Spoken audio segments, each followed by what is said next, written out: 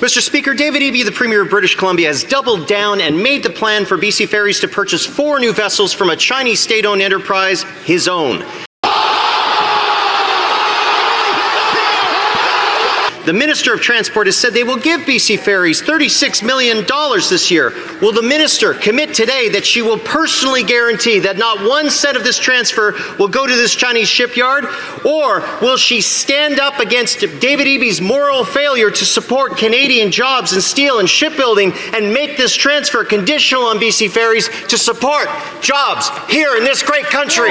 Yes! That's awesome! Minister of Transport.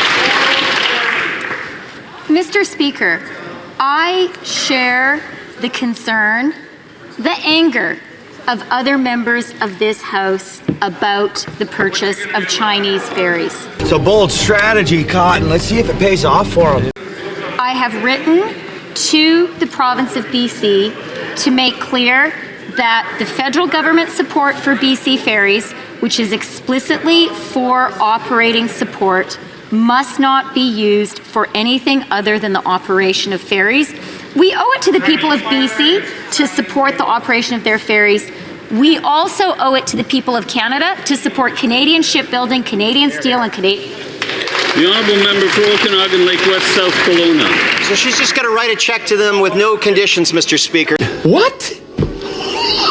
So during the election, they were all elbows up and talking about Team Canada in the face of unjustified American tariffs on steel and aluminum. And I thought it was bad enough that the government has been elbows down since the election on protecting Canadian jobs. But now, does the government not see that by going along to get along with David Eby, that they're not on Team Canada, but on Team China?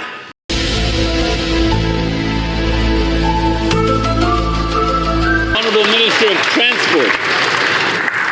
Mr. Speaker, my answer was very clear, as have been my previous answers on this question.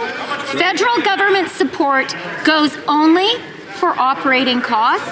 The federal government has no authority over BC Ferries. However, Mr. Speaker, I want to object in the strongest possible terms about an insult to a premier of a Canadian province and a suggestion that a Canadian premier would act in the interests of China.